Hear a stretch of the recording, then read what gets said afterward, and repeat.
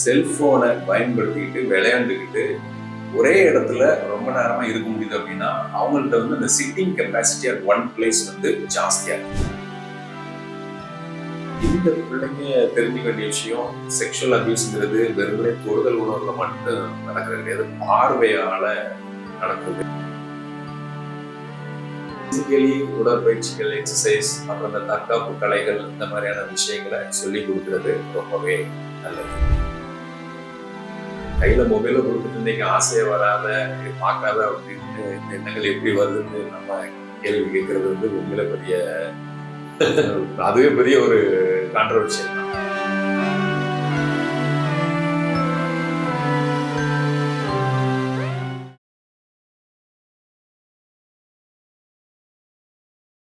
அதிகரித்து வரும் மன அழுத்தமும் தற்கொலைகளும் உலக அளவில் ஒரு பெரிய பிரச்சனையா மாறிக்கொண்டிருக்கு. பல்வேறு அதாவது பொதுத்துறையில் பணிபுரிகிற காவல்துறையினராக இருந்தாலும் சரி, அரசு ஊழியர்களாக இருந்தாலும் சரி, பொதுமக்களாக இருந்தாலும் சரி, அது குழந்தைகளாக இருந்தாலும் சரி, மன அழுத்தத்தினால் அதிகமாக பாதிக்கப்படுறாங்க. தற்கொலை எண்ணிக்கை வந்து அதிகமா இருக்கு. உலக அளவுல 7 லட்சத்திற்கும் அதிகமானோர், கிட்டத்தட்ட 8 லட்சம் பேர் வருடத்திற்கு தற்கொலை செய்து மறித்து கொண்டிருக்கிறார்கள். இப்படி இந்த பிரச்சனை உலக அளவில் ஒரு பெரிய பிரச்சனையா, ஒரு விவாத பொருளா மாறி இருக்கு.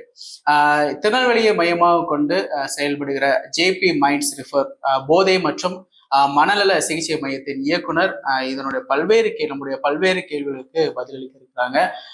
ஆண்டனி ஜெயபிரகாஷ் அண்ணன் நம்ம கூட இருக்கிறாங்க. அவங்ககிட்ட நிறைய கேள்விகளை கேட்கலாம் வாங்க.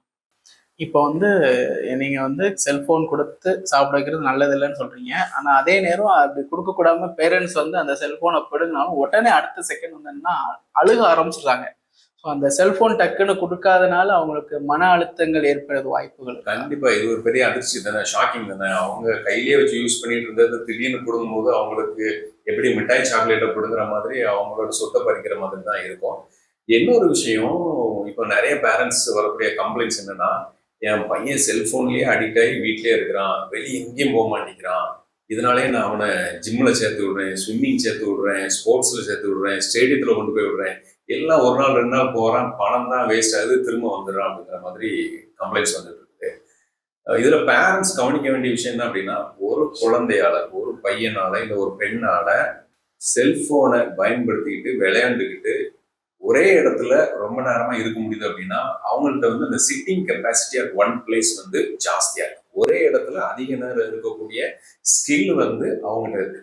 அப்போ பேரண்ட்ஸ் இதைத்தான் தெரிஞ்சுக்கணும். இதை தெரிஞ்சுக்கிட்டு அவங்கள இன்டோர் கேம்ஸுக்கு தான் ப்ரொமோட் பண்ணணும். லைக் ஒரு செஸ், ஒரு கேரம் போர்டு, ஒரு மியூசிக் கிளாஸ், பாண்டி விளையாடுறது, தாயம் விளையாடுறது, இந்த குச்சிகள்லாம் அழுகாம எடுக்கிறது, இந்த மாதிரி பிரெயின் ஸ்டார்மிங் இன்டோர் கேம்ஸ்ல தான் ப்ரொமோட் பண்ணுமே தவிர, பிள்ளை வீட்டுக்குள்ளேயே இருக்கான் அப்படிங்கிறக்கா இவனை தூக்கிட்டு போய் வெளியே நீங்க ஸ்விம்மிங்கோ, பாக்ஸிங்கோ, கராத்தைக்கோ விட்டீங்க அப்படின்னா 4 நாள்ல வீட்டுக்கு வந்துடுவான்.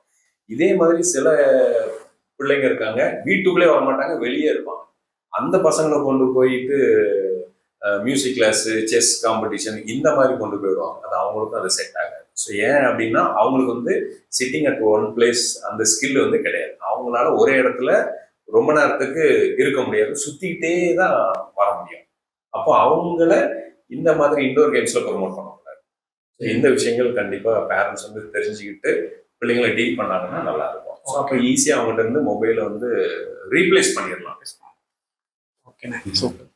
அதுக்கு அடுத்துதான் வந்து இன்னைக்கு டெய்லி வந்து சைல்டு அபியூஸ், சின்ன பிள்ளைங்களை ரேப் பண்றது தொடர்ச்சியா நடந்துட்டே இருக்குது. ஸ்கூல்ல கூட அது வந்து நடக்க ஆரம்பிச்சிட்டு, பள்ளி ஆசிரியர்களே சின்ன பிள்ளைங்களை வந்து ரேப் பண்ற கூப்பிடுறது, இப்படியான சம்பவங்களும் நம்ம செய்தித்தாள்கள் அதிகமா படிக்க ஆரம்பிச்சிட்டோம். இந்த சைல்டு அபியூஸ் பற்றி குழந்தைகளுக்கு எப்படி வந்து விழிப்புணர்வு கொடுக்குறது? ஆக்சுவலா அந்த மாதிரி குழந்தைங்களை அபியூஸ் பண்ணக்கூடிய எண்ணம் அப்படிங்கிறது வரவே கூடாது. யாரையுமே அபியூஸ் பண்ணணும் அப்படிங்கிற எண்ணம்ங்கிறது வரக்கூடாது. அப்புறம் மெயினாக பார்த்துட்டீங்க அப்படின்னா, ஒரு காலத்துல ஜாயிண்ட் ஃபேமிலியா இருந்த குடும்பங்கள் எல்லாம் இன்னைக்கு புரோக்கன் ஃபேமிலியா காரணம் இதுவும் ஒரு விஷயம் தான். இன்னைக்கு சைல்டு அபியூஸுங்கிறது மேஜரா நடக்கிறது சொந்த பந்தங்கள்ல, குடும்பத்துக்குள்ளதான் நடக்குது.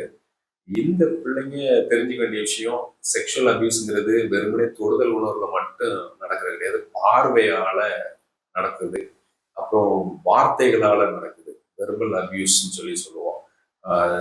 தவறான விஷயங்களை ப்ரோவோக் பண்ற மாதிரி பேசுறது, அதுக்கப்புறம் தான் சொல்ல போனோம்னா தொடுதல் உணர்வுகள் ஆகும். சிலர் இப்போ மொபைல் இருக்கிறதுனால படங்களை கூட அனுப்பிச்சு செக்ஷுவல் அபியூஸ் பண்றாங்க.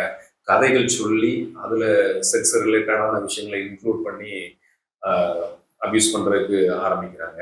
இதுக்கப்புறம் தான் தொடுதல் உணர்ச்சிகள் இந்த மாதிரிலாம் வருது. பிள்ளைங்க வந்து குட் டச் எது பேட் டச் எது அப்படிங்கிறத பள்ளி கல்லூரிகள்ல படிச்சு தெரிஞ்சுக்கிறத விட பெற்றவங்ககிட்ட வந்து அனுபவிச்சு தெரிஞ்சுக்கிடணும். ஒரு அப்பாவோ அம்மாவோ பிள்ளைங்களை வந்து அரவணைக்கணும். கட்டி அணைப்பது கூட கருத்து சொல்வதற்கு சமம்னு சொல்லுவோம். அந்த அளவுக்கு பிள்ளைங்களை வந்து அரவணைக்கணும், மடியில வைக்கணும், அவங்கள கைக்குள்ளே வைக்கணும், கை பிடிச்சிருக்கணும். எங்க அப்பாலாம் என்னைய தொட்டதே கிடையாது சார் அப்படின்னு சொல்லக்கூடிய பிள்ளைங்களா இருக்கிறாங்க. ஒரு ஸ்டேஜுக்கு அப்புறம் டச் கூட பண்ண மாட்டேங்கிறாங்க. ஸோ ஃபேமிலியில ஃபர்ஸ்ட் டச் இருந்தால் தான் பிள்ளைங்களுக்கு குட் டச் எது பேட் டச் எதுங்கிறது தெரியும். இந்த 2 டச்சும் வீட்டில் ஃபீல் பண்ணிட்டாங்கன்னா they will say don't touch. மெயினா அவங்க வந்து டோன்ட் டச் சொல்ல தெரிஞ்சிருக்கணும்.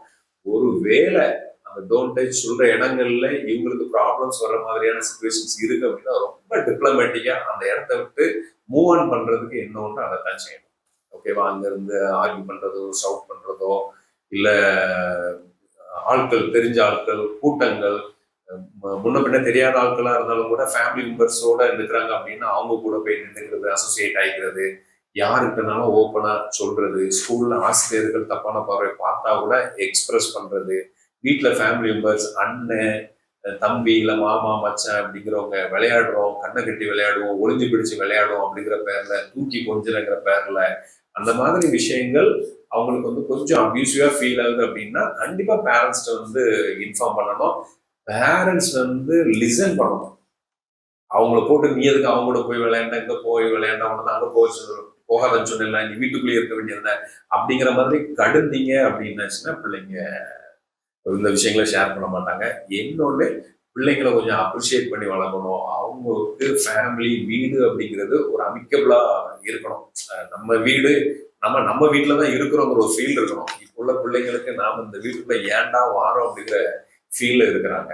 அந்த ஒரு சூழ்நிலையை அவாய்ட் பண்ணிட்டாலே பிள்ளைங்க நல்ல ஆரோக்கியமா இருப்பாங்க. ஏன்னா இப்போ உள்ள பிள்ளைங்க நல்ல விவரமா இருக்கிறாங்க. நிறைய விஷயங்களை த்ரூ மொபைல் மூலமா நிறைய தெரிஞ்சு வச்சிருக்காங்க. அதனால அவங்கள தற்காத்துக்குவாங்க. ஒரு சின்ன குழந்தைகளையும் ஒரு செக்ஷுவல் அபியூஸ் பண்ணணும் அப்படிங்கிற எண்ணம் வர்றதுக்கு முக்கிய காரணம் என்னன்னு நீங்க நினைக்கிறீங்க? இது ஒரு ரிசர்ச் பண்ணாங்க எலிகளை வச்சு. ஒரு ஒரு குறிப்பிட்ட எலிகளை பிடிச்சி ஒரு இடத்துல போட்டு அதுக்கு வேண்டிய சகல வசதிகளையும் செஞ்சு கொடுத்தாங்க. இது என்னாச்சுது அப்படின்னா நாள்பட அந்த எலிகள் தனக்கு வேண்டிய ஃபுட் எல்லாமே எடுத்துட்டு ரொம்ப ஆக்ரோஷமா அக்ரெசிவா பிஹேவ் பண்ண ஆரம்பிச்சிருச்சு. எதுவுமே அமைதியான சூழல்ல இல்லை, தனக்கு எல்லாம் கிடைக்குது அப்படிங்கிற சந்தோஷத்துலயும் இல்லை, ஒண்ணுக்கு ஒண்ணு சண்டை போட ஆரம்பிச்சிருச்சுது. அடுத்து ஒண்ணுக்கு ஒண்ணு அடிச்சு கொள்ற ரேஞ்சுக்கு வந்துருச்சுது. அடுத்து அபியூஸ் பண்ண ஆரம்பிச்சிச்சு. அது தன்னை விட சிறியவர்களையும் தன்னை விட பெரியவர்களையும் அபியூஸ் பண்ணக்கூடிய ரேஞ்சில் வந்தது. ஒரு குறிப்பிட்ட காலங்கள்ல அந்த இனமே இல்லாம அழிஞ்சு போகக்கூடிய சிச்சுவேஷன் வந்துச்சு. ஆக இன்னைக்கு இந்த எண்ணங்கள் அதிகமா உதிக்கிறதுக்கு காரணம் பிள்ளைங்களுக்கு நாம செஞ்சு கொடுக்கக்கூடிய சகல சௌகரியங்கள். கையில மொபைல கொடுத்துட்டு இன்னைக்கு ஆசையை வராத பார்க்காத அப்படின்னு இந்த எண்ணங்கள் எப்படி வருதுன்னு நம்ம கேள்வி கேட்கறது வந்து உண்மையில பெரிய அதுவே பெரிய ஒரு கான்ட்ரவர்ஷியல் தான். அதனால உலகம் உங்கள் கைங்கிற மாதிரி மொபைல்ல எல்லா விஷயங்களுமே வந்துடுது. ஆட்டோமேட்டிக்கா அந்த எண்ணங்கள் உதிக்கும். ஆனா எது செய்யணும், டூஸ் அண்ட் டோன்ட்ஸ் அப்படிங்கிற விஷயங்களை பிள்ளைங்களுக்கு நம்ம கற்றுக் கொடுத்தோம். ஆஸ் அ பேரண்டா அந்த விஷயங்களை சொல்லி கொடுத்தோம் அப்படின்னா அது தப்புங்கிறதே கிடையவே கிடையாது. சரியா? குழந்தைகளுக்கு நல்ல விஷயங்களை சொல்லி வளர்க்கும் பொழுது இந்த மாதிரி செயல்கள் இருந்து நம்முடைய ஃபியூச்சர்ல இனிமே அந்த மாதிரி நடக்காம பாதுகாக்கலாம். 100% கரெக்ட். அதுக்கு அடுத்து வந்து இப்போ ஏற்கனவே செக்ஷுவல் அபியூஸால நிறைய பேர் குழந்தைகள் பாதிக்கப்பட்டிருப்பாங்க. அவங்க மன ரீதியாகவும் உடல் ரீதியாகவும் அவங்க எப்படி தன்னைத்தானே தயார்படுத்திக்கிட்டு மீண்டு வரணும், ஒரு பேரண்ட்ஸா சக மனிதர்களா அவன் எப்படி அவங்கள ஹேண்டில் பண்ணணும்? Simple thing, positive parenting. அவங்களையும் நார்மல் சைல்டு மாதிரியே டீல் பண்ணணும். அவ்வளவுதான். வீட்டுல 3 பிள்ளை இருக்குதுன்னா 3 பிள்ளையும் ஒரே மாதிரி டீல் பண்ணணும்ல, அதே மாதிரிதான் பண்ணணும். இந்த பிள்ளை பாதிக்கப்பட்டுட்டா அப்படிங்கறதுக்காக அதிக கேர் எடுக்கிறதும் தப்பு, அறவே கண்டுக்காம விடுறதும் தப்பு. ஆஸ் யூஷுவல் அந்த பிள்ளைய நம்ம வளர்க்கணும். அவங்களுக்கு கொஞ்சம் மோட்டிவேஷனல் விஷயங்களை கற்றுக் கொடுக்கணும். நல்ல ஃப்ரெண்ட்ஸ்களோட அசோசியேட் ஆகிறதுக்கு வாய்ப்புகள் உண்டு பண்ணணும். பிசிக்கலி உடற்பயிற்சிகள், எக்ஸசைஸ், அப்புறம் இந்த தற்காப்பு கலைகள், இந்த மாதிரியான விஷயங்களை சொல்லி கொடுக்கறது ரொம்பவே நல்லது. ஆனா இது வரைக்கும் எங்களுடைய கேள்விகளுக்கு அழகா பதிலளிச்சீங்க. நீங்க கல்லூரிகள் அப்புறம் பள்ளிகள்ல உளவியல் சமூக பணிகளை அதிகமா செய்து வரீங்க. உங்கள் பணி சிறக்க விசில் நியூஸ் சார்பாக வாழ்த்துக்களை தெரிவித்துக் கொள்கிறோம். நன்றி.